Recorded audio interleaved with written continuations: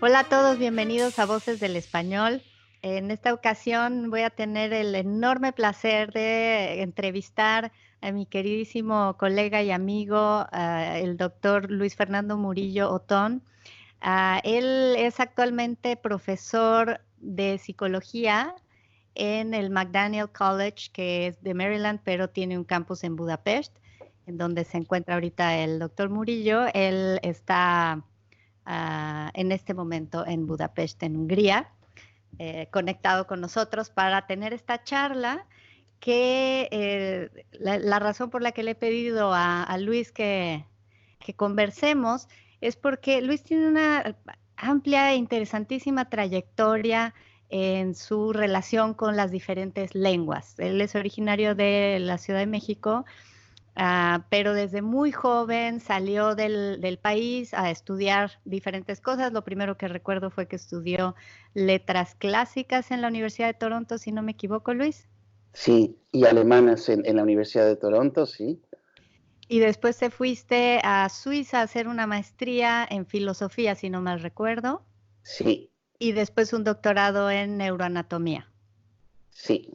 Así es. Entonces, para empezar esta charla, Luis, quisiera que nos comentaras cómo es que se relacionaron esas tres disciplinas. ¿Cómo fue que empezaste en letras clásicas y germánicas y después transitaste hacia la filosofía y la neuroanatomía? ¿Cuál es el vínculo que existe entre esas áreas?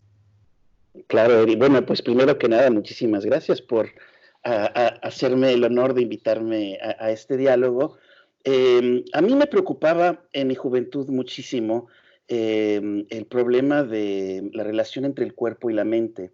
Me fascinaba porque un órgano en particular generaba la conciencia. Entonces comprendía que era un problema filosófico que habían pues profundizado mucho tanto los griegos como los alemanes. Entonces, tanto el griego como el alemán, y claro, también el latín, eran para mí pues un primer paso, o tenía que yo aprender estas lenguas para poder estudiar esos textos filosóficos. Y una vez que aprendí esos idiomas y que podía leer los textos, pues se me presentó la oportunidad de extenderme por el lado biológico de la conciencia, que era últimamente pues mi problema de interés, mi objeto de fascinación. Y entonces tuve la buena fortuna de conocer a un doctor, a un profesor muy distinguido, que tenía el doble doctorado, tanto en filosofía como en neurociencias, y él me invitó a hacerme su asistente en Friburgo, Suiza, en el Instituto de Anatomía y Embriología Especial. Entonces acabé haciendo una cosa muy aristotélica, que es pasar pues, del mundo de la especulación teórica al mundo de la disección y de la embriología, y fue así que traté yo de comprender un poco mejor pues este fenómeno de la conciencia, ¿verdad? O sea, ¿a ti te interesa la lengua en tanto que es un reflejo de que somos conscientes? Sí, sí, me interesa la lengua por lo que nos puede revelar sobre nuestra cognición, sobre nuestros procesos mentales, sobre sobre nuestra mente, nuestra conciencia y el procesamiento de datos dentro del cerebro, ¿verdad?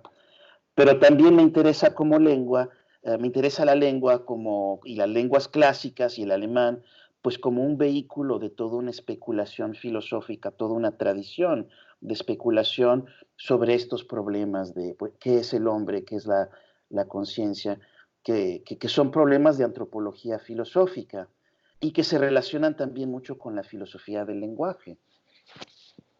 ¿A qué se refiere cuando hablas de la filosofía del lenguaje? Las personas que nos escuchan quizá no hayan escuchado este término. Filosofía del lenguaje, ¿a qué nos referimos con eso? Bueno, la filosofía del lenguaje en Occidente es algo que comienza, podría decirse, muy en forma en la filosofía de Aristóteles, y tiene una tradición, quizás aún antes con Platón, y tiene una tradición muy larga a través de la Edad Media, a través del escolasticismo tardío, los nominalistas, Ockham, etcétera, y luego tiene una pues importancia grandísima en la filosofía contemporánea de Frege, de Wittgenstein. Toda la filosofía anglosajona está muy basada en esto que llamamos la filosofía del lenguaje, que es como un estudio de la relación que tiene el lenguaje, que tiene la palabra, con la cosa, con la realidad, ¿verdad? ¿Cómo se relacionan esas dos cosas? Listo, este es el tema central de la filosofía del lenguaje. Así, en un programa anterior, aquí con Salvador, conversábamos un poco justamente sobre la relación entre el signo lingüístico y la cosa, los referentes en el mundo. Damos el ejemplo de la palabra casa, y decíamos, bueno, parece que la comunicación funciona de forma muy sencilla, como un código que simplemente en una cadena sonora se atrapara el concepto de casa. Y finalmente nos dimos cuenta, bueno, el tema era que esa palabra casa no es sino un pequeño esquema abstracto de lo que queremos decir y que la mente humana es capaz de adaptarla de muchas maneras a muchos contextos, como cuando podemos separar casa de edificio, pero también te puedo decir te invito a mi casa, aunque yo viva en un edificio y no voy a confundir edificio con casa. Y también decíamos Sí, que la UNAM era la máxima casa de estudios, donde ya casa no es donde vive una persona, sino en este caso donde estudia. Entonces, este constante acomodo mental que hacemos de las palabras que no son más que pequeñas pistas que utilizamos los seres humanos para comunicarnos, pero que en realidad mucho de lo que se dice, quizá más del 50% de lo que se dice, no está en las palabras, sino es un procesamiento, ¿no? sí, está en cierta forma en lo que no se dice, en la cultura, ¿no? En ese como subtexto inefable de la cultura, ¿verdad? Y de tantas cosas que se dicen no en ese momento, pero que se han dicho en conexión con esas palabras en otros momentos, ¿no? Y luego se le puede agregar a toda esa pues dimensión social de la cultura del idioma, pues una como nueva, ¿cómo la llamarías? Llamaríamos como una nueva área de investigación y de estudios que es la neurobiología del lenguaje, es decir, cómo el cerebro procesa el idioma, cuáles son los déficits de idioma que surgen, por ejemplo, a raíz de infartos o de lesiones específicas de partes muy bien definidas del cerebro, ¿no? Las O afasias. las afasias, por ejemplo, sí, ¿no? Que ha sido un tema muy, muy interesante. En la historia de la neurobiología hay como una escuela ahora ya muy, pues muy defendida, muy establecida, que es el locacionismo, locationism, ¿no? Y es que las diferentes facultades mentales tienen una región bien definida del cerebro, eh, en las cuales, en estas regiones se realiza, se efectúa la mayor parte del procesamiento que compete a esa facultad mental, como lo es el idioma, ¿no? Entonces, precisamente en las historias la historia de la neurobiología, las afasias han jugado un papel muy importante para definir esta teoría del locacionismo. Se descubrió que un infarto, ¿no? A una parte muy específica del cerebro puede producir también déficits muy específicos del habla, ¿no? Entonces, de esa manera, el habla como que nos ha revelado muchas cosas sobre la antropología, sobre cómo es el hombre y cómo funciona y cómo piensa el mundo el hombre, ¿no? Entonces es fascinante, pero al mismo tiempo es relativamente difícil y inefable como área. Y claro, es masiva, ¿no? O sea, es hoy en día yo pienso dificilísimo que una persona, que un solo especialista cubra todas las áreas de la lengua, ¿no? Desde la lingüística hasta la antropología cultural, hasta la neurobiología del lenguaje, la filosofía del lenguaje, se ha vuelto como demasiado vasto, ¿no? Sí, Como, bueno, es amplísimo, pero déjame aprovecharme un poco de las conexiones que tú has logrado hacer entre la parte de las lenguas y de la neurología y el estudio de la anatomía cerebral, para hacerte una pregunta que, en fin, quizá muchos nos hacemos, no sé si la respuesta existe allí, pero tú serías la persona adecuada para preguntárselo. Eh, Todos sabemos que hay personas a las que se les facilita mucho aprender un nuevo idioma. Y hay personas que realmente batallan mucho. Esto lo vemos cotidianamente los profesores de lengua, ¿no? Que hay personas que con mucha rapidez captan ciertas cosas y otras personas que no tanto.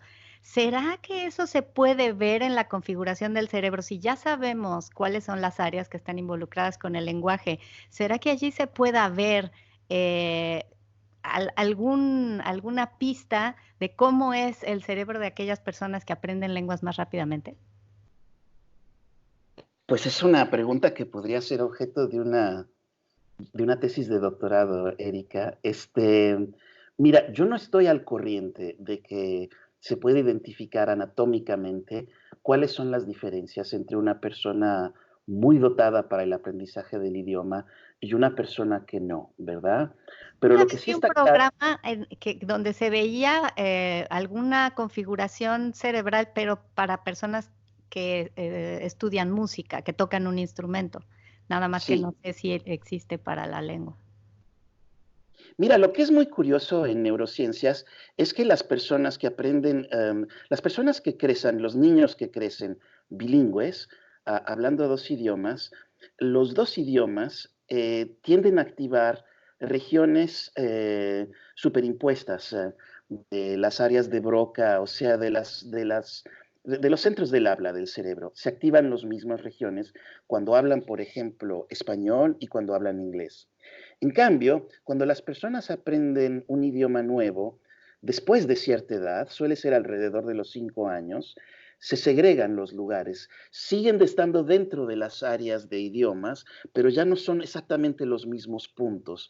O sea que tú en una resonancia magnética casi puedes ver que se activan secciones contiguas del cerebro, adyacentes, cuando la persona está hablando, por ejemplo, el inglés y cuando está hablando el español, ¿no?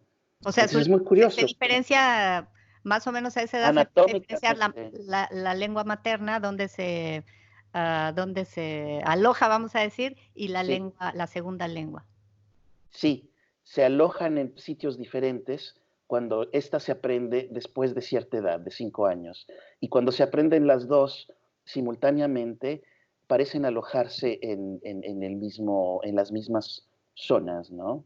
Bueno, esto es muy interesante. Creo que todos sabemos que los niños tienen una facilidad impresionante, en particular para la adquisición de la fonética, de la pronunciación de una lengua, y que son Sí, capaces de hablar sin acento, vamos a decir, y que cuando aprenden esa lengua más grandes, pues ya, aunque la aprendan muy bien, siempre va a haber un acento por allí, una marca donde se nota que sí, no es la lengua materna, ¿no?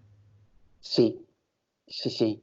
Y es muy interesante poderlo ver en una cuestión, digamos, física, ¿verdad? Una Verificada. cuestión física, una cuestión funcional, ¿no?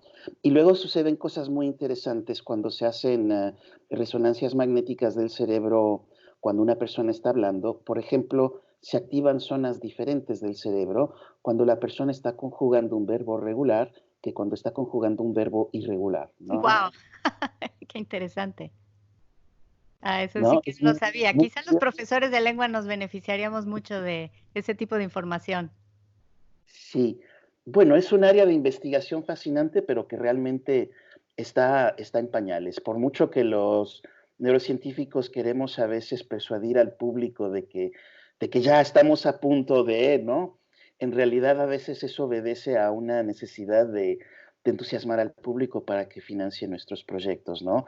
La realidad es que estamos lejos todavía de comprender cómo conceptualiza el cerebro, o sea, es decir, cómo mira, en inglés se habla de la grandmother neuron, ¿no? La neurona abuela, que sería una especie de neurona teórica que se activa cada vez que tú piensas sobre tu abuela, ¿no? O que pronuncias la palabra abuela, o sea, a que alguna vez, que de alguna manera estás utilizando el concepto abuela, se activaría esa neurona. Es como un concepto casi derrisoriamente reduccionista, ¿no? Que se utiliza a veces en teorías cuando se habla de neurolingüística. La verdad es que nadie ha encontrado jamás la, la neurona abuela, ¿no? O sea, una neurona que se activa específicamente solamente cuando empleas un concepto. Lo que sí hay muy interesante es cosas que se llaman en clínica agnosias. Las agnosias son casos de personas que después de un infarto, o es decir, después de que alguna parte muy específica de su cerebro se ve privada de oxígeno y de glucosa, que esas personas después pierden una categoría muy, muy específica.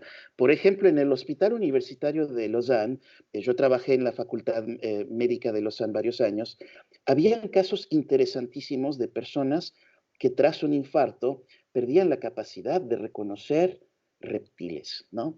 Entonces, todo lo demás, en su mundo conceptual, ¿verdad? En su mapa conceptual del mundo, todo funcionaba impecable, ¿no? Pero cuando llegábamos a los reptiles, se confundían. Entonces confundían al cocodrilo con el elefante, podían dibujar uno, podían dibujar el otro, pero no lograban del todo distinguirlos, o sea, era como un déficit cognitivo bien raro, bien específico, que resultaba de una sección también muy específica del cerebro que se había visto, pues listo, privada de oxígeno y que por lo tanto estaba en necrosis, ¿no? Entonces eso nos lleva a pensar que en nuestro cerebro a lo mejor hay parcelas conceptuales en nuestro cerebro, ¿no? Y la verdad es que esto es una cosa que no se ha estudiado lo suficiente, porque es difícil estudiarlo. Déjame comentarte esta experiencia que siempre la comento porque fue de las cosas más espectaculares a las que me enfrenté cuando hice mi maestría en lingüística, que tomé una clase que se llamaba justamente neurolingüística, impartida por un médico, neurólogo, que también era doctor en lingüística, y nos hablaba de esta importancia de que las teorías lingüísticas no vinieran nada más de la reflexión que hacemos filosófica y todo, desvinculada justamente de esta parte biológica, anatómica, ¿no? Y entonces él nos presentaba pues sus casos justamente de afasias, de personas que habían tenido algún golpe o algún accidente, alguna cosa que les había dañado, como acabas de mencionar, alguna parte del cerebro. Y decía que a partir de eso es que deberíamos de hacer nuestros mapas de nuestros constructos teóricos sobre cómo funciona realmente la lengua, o sea, cómo está almacenada en el cerebro, como en este caso decimos, bueno, por campos semánticos tal vez, el campo de los reptiles está en una parte, etcétera. Y hay mucha controversia respecto de si hay ciertas cosas que son modulares y la mente funciona de manera modular y entonces la semántica está en un lado y después ya la parte más implícita, pragmática está en otro, etcétera, o si son una sola cosa interconectada. Pero el caso este que me resultó tan revelador fue un caso de una persona a la que el doctor le pedía que dijera, bueno, ¿qué día es hoy? Entonces, mm, el día de hoy, pues, por ejemplo, es lunes. En ese momento era martes. Entonces le preguntaba, ¿puede usted decir qué día es hoy? Y la persona empezaba a gesticular, ¿no? Entonces empezaba con la M. Sí sabía que era martes, pero no lo podía pronunciar. Entonces Sí, decía, nunca llegaba la T. Y se veía que gesticulaba y que le costaba y que sudaba y no sí, lograba, ¿no? sí. Entonces, el profesor puso pausa al video y nos preguntó qué pensábamos que le había pasado a esta persona, que le había afectado la fascia cerebral. Y entonces dijimos, bueno, pues es alguna cuestión muscular, ¿verdad? No logra mover bien los músculos de la boca, etcétera, porque sabe qué quiere decir martes, pero no puede pronunciar, ¿no? Sí, Dijo, bueno, muy bien, vamos a ver. Y le vuelve a dar play al video y le dice, ahora dígame usted los días de la semana. Y el señor dijo, lunes, martes, miércoles, jueves, viernes, sábado, domingo. sí, Ahora dígame qué día es hoy. Y empezaba, ma, y no había manera de que lograra pronunciar martes. sí, fascinante. Entonces nos decía, tendríamos los lingüistas que empezar a pensar si será que lo que pasa es que los procesos automatizados están en una parte del cerebro y los controlados en otra. Y entonces son dos, Sí, dos sí, vías sí, distintas de acceder al lenguaje, ¿no? Entonces, por ejemplo, todos sabemos que Sí, varias sí, personas me han preguntado por qué cuando contamos siempre en la lengua materna, aunque estés hablando en inglés o en otra lengua que no es la tuya, pero cuando te dicen, a ver, cuenta cuántos hay ahí, tienes que contar rápido, 25, vas uno, o sea, vas en tu lengua materna. Rara sí. vez cuentas en la otra lengua. ¿Será esto de los procesos automatizados? Sí, mira, Eri, lo que te puedo decir es que una cosa muy interesante, las personas mudas, es decir, las que se comunican con el lenguaje de Señas. señas, ¿verdad? Eh, Cuando ellas tienen un problema en esta zona, que se llama la zona de Broca, y que tienen una fascia motórica, ellos también tienen problemas para comunicar con sus manos, con el lenguaje de signos. Pero no es que estén paralizados, ellos pueden quizás, qué sé yo, tocar el piano, tocar el violín, hacer cosas muy complicadas con sus manos, ¿verdad? No están limitados ni paralizados en ninguna manera, simplemente cuando emplean sus manos para de pronto formular signos lingüísticos, se complica mucho la producción del idioma. Entonces sí, es un caso muy interesante este de las zonas de Broca, ¿no? Sí, sí, realmente muy interesante. Se ve, como dices, que está asociado a un procesamiento neuronal que no es necesariamente físico. Y a lo mejor, digo, eso me lleva también a pensar en la pronunciación, ¿no? La pronunciación, a veces decimos que no podemos pronunciar ciertos sonidos porque físicamente no sabemos dónde colocar la lengua, etcétera. Y que sí, podemos decir que hay un componente allí, pero la verdad es que todo ser humano es capaz de producir cualquier sonido de cualquier lengua, esto lo sabemos, que el problema es cómo eh, mentalmente podemos concebir la producción de un sonido en particular, ¿no? Pero bueno, más allá de esto, Luis, me gustaría, para la última parte de esta charla, que nos compartieras un poco de tu experiencia con las lenguas. Yo, desde que te conozco, siempre has sido un ávido estudiante de nuevas lenguas, de lenguas distintas. ¿Qué es lo que buscas y qué es lo que encuentras cuando aprendes una nueva lengua? ¿Qué es lo que te lleva a querer seguir aprendiendo más lenguas? Bueno, mira, Eri, por ejemplo, Vladimir Nabokov, un escritor que yo admiro profundamente, solía decir que él tenía una relación de amor con su lengua rusa. Y yo encuentro que tengo también esa relación de amor con ese idioma. Siento que el aprender esa lengua es como que te dieran una visa, un pasaporte, una carísima tarjeta de crédito que te permite tener una de experiencias a veces que son realmente deliciosas y contactos con gente tan diferentes. Tengo una relación semejante con el alemán. El alemán a mí me ha abierto un mundo de teoría crítica, de filosofía, de literatura que es fascinante y que me ha cambiado la vida. El poder, por ejemplo, leer las obras de Freud en original, el traducir al español, como lo he hecho, las obras de su amigo Zweig, su íntimo amigo, ¿verdad? No sé, es una delicia, es un privilegio tener acceso a la musicalidad, a la estructura de estas lenguas tan ricas, ¿no?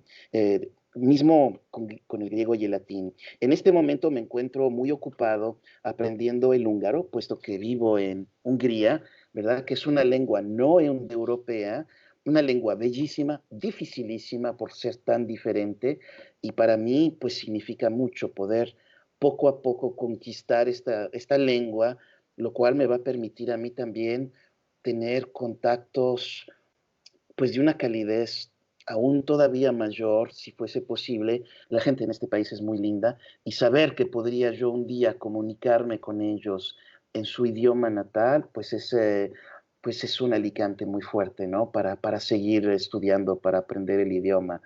Estoy aprendiendo, llevo ya un par de años estudiando el hebreo, que es una lengua también bellísima, una lengua resucitada, puesto que era una lengua muerta y que con la creación del Estado de Israel se revivió esta lengua, ¿verdad?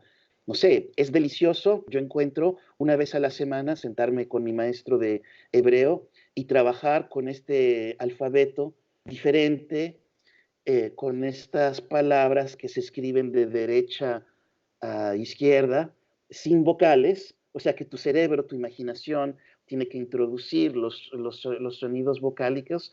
No sé, me siento, yo creo, como se sienten los corredores de maratón, los deportistas, después de una sesión de deportes. O sea, siento que mi cerebro ha hecho una gimnasia realmente muy, muy sabrosa, ¿no? Sí, seguro, casi que puedo ver ahí que si tu cerebro se pudiera iluminar cuando estás estudiando una lengua, las distintas áreas que se iluminarían, ahorita que mencionas la parte de la imaginación y de que si te falta ahí la vocal y tú la tienes que llenar en tu mente, seguramente implica un trabajo súper interesante donde se involucran otras áreas del cerebro que quizá en otras lenguas no. Y sin duda, como dices, que es una gimnasia cerebral, se ha dicho que el aprender otras lenguas no, al menos se ha probado que atrasa la aparición de la enfermedad de Alzheimer. Alzheimer, No sí. dice que sea la cura ni nada, pero que al menos sí se ha visto que las personas que aprenden otros idiomas, pues, y que tienen esta enfermedad tardan mucho más en desarrollarla que otras, en fin. Yo a Eh, veces ¿Sí? tengo casi la impresión de que me cosquillean cuando estoy leyendo el hebreo, ¿no? Es como una cosquilla cerebral. Sí, la verdad es que la única experiencia con la que yo he tenido y con la que me relaciono contigo en esto que acabas de decir, fue cuando estaba aprendiendo chino y, y recuerdo que, bueno, el tema es que el chino pues no utiliza alfabetos, sino son ideogramas, ¿no? Y entonces yo en un momento dado le dije a mi maestra que sentía muy raro, cuando ya era capaz de leer una oración, o sea, de juntar los ideogramas, le decía yo que sentía como que era una parte distinta de mi cerebro la que estaba trabajando cuando estaba leyendo, que no era la sensación a la que yo estaba acostumbrada a leer.